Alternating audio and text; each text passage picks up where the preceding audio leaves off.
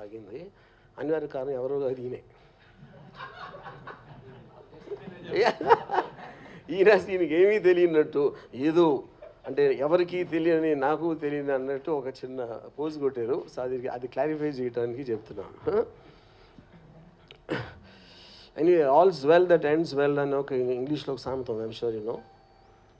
So finally ironically ఇదంతా అయిపోయాక మాకున్న పాత రిలేషన్షిప్లో మధ్యలో ఏదో వాట్ ఎవర్ హ్యాపెండ్ అయిపోయింది. సో అగైన్ మేమిద్దరం కలిసి ఒకే ప్లాట్ఫామ్ మీద నుంచి నీ సినిమా గురించి మాట్లాడుతున్నాం. సో ఇది ఫైనల్ ప్రూఫ్ మా ఇద్దరి మధ్యన మళ్ళీ చివరి యా ఇప్పుడు నట్టి రాక్షస్ కుమార్ అనే ఒక బిరుదు ఇచ్చాను ఆ టైంలో. అది తీసేసి మళ్ళీ నట్టి దేవతకు అంటే దానికి కౌంటర్ పార్ట్ ఏదైనా. కమింగ్ టు ద ఫిలిం, అది అంటే నాకు ఎప్పటి నుంచో కూడా ఒక కోరిక ఏంటంటే మన ఎంతసేపు మనకు ఒక ఛాందస్ భావాలు ఉంటాయి, లేకపోతే ఇది తప్పు, లేకపోతే ఒక ఎంబారెసింగ్ పాయింట్ అని ఉంటుంది కొన్ని విషయాల గురించి. ఇప్పుడు ఆల్మోస్ట్ 2019లో సుప్రీంకోర్టు రిపీల్ చేసేసింది ఇది సేమ్ సెక్స్ రిలేషన్షిప్స్ అనేది వ్యాలిడ్ అని.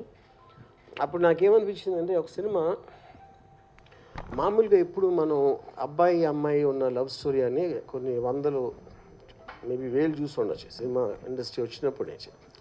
సో ఒక రెగ్యులర్ కమర్షియల్ ఫార్మాట్లో ఉన్న ఒక సినిమాలో ఒక అబ్బాయి అమ్మాయి బదులు ఒక ఇద్దరు అమ్మాయిలు ప్రేమించుకొని వాళ్ళు ఒక దాంట్లోకి వెళ్ళారు. And this film is not about lesbian. First of all lead pair happen to be lesbians, ఇది ఒకటి.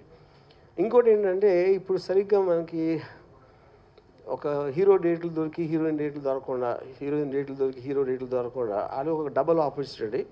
ఇద్దరు అమ్మాయిల డేట్స్ ఉంటే వాళ్ళతో కూడా మీరు అనుకున్న స్టోరీ తీసేయచ్చు. అది ఐ థింక్ ఒక కొత్త రకమైన ఎలిమెంట్.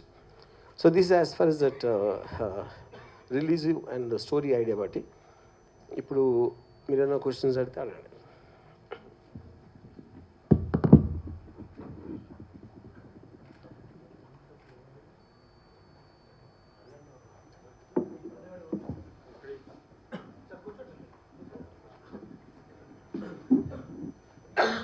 అంటే సార్ ఏంటి వరుసగా సినిమాలు ఇప్పుడు రిలీజ్ చేస్తున్న టైంలోనే ఇప్పుడు ఈ సినిమా గతంలో చేయాలనుకున్నారు కదా, మళ్ళీ అంటే దీనిపైన మొత్తం క్లారిఫై అయిపోయాయి సార్ మొత్తం సార్? రామాయణం అంతా ఇన్ని రాముడికి సీత ఏమైందంటే ఏం చెప్పాలి నేను? అలాగే నేను అదైతే క్లారిఫై అయిపోయింది 100%. సో మరి ఇప్పుడు రిలీజ్ చేస్తున్నారు కదా, మళ్ళీ ఎవరైనా అడ్డుకోవడానికి అంటే ప్రస్తుతం చూస్తుంటే అంటే ఇలాంటి సినిమాలు మన ప్రస్తుతం ఉన్న పరిస్థితుల్లో సేమ్ ఒకే రకంగా ఉన్నటువంటి అంటే కొంత యాక్సెప్ట్ చేయనటువంటి పరిస్థితి ఉంటుంది. కానీ మీరైతే చేస్తూనే ఉంటారు సినిమాలన్నీ కూడా, ఇలాంటి ఏదైనా కూడా ముందు చేస్తుంటారు కదా.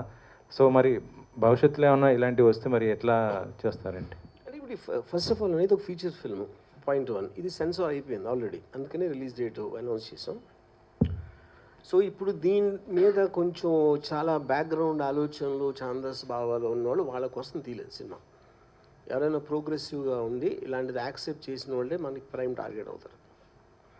అంటే ఇప్పుడు థియేటర్లోనే రిలీజ్ చేయకుండా అంటే ప్రస్తుతం ఇలాంటి సినిమాలు ఎక్కువ ఏంటంటే ఓటీటీలో వచ్చే అవకాశాలు ఉంటాయి, కానీ థియేటర్లో రిలీజ్ చేస్తున్నారు కదా, మరి ఫ్యామిలీ ఆడియన్స్కి ఇది కొంత ఇబ్బందికరమైన పరిస్థితి ఉంటుంది. ఇప్పుడు ఫ్యామిలీ ఆడియన్స్ ఈ సినిమాని కట్టుకునండి ఒక్కొక్కరు చూస్తారు వెళ్ళి. సో ఫ్యామిలీకి ఒక్కొక్కరికి ఏమి తేడా ఉండదు. మనం అనుకుంటాం ఒక్కడే వెళ్తే ఫ్యామిలీ కాదనుకుంటాం, ఆడ అదే మెంబర్ కదా. Okay sir.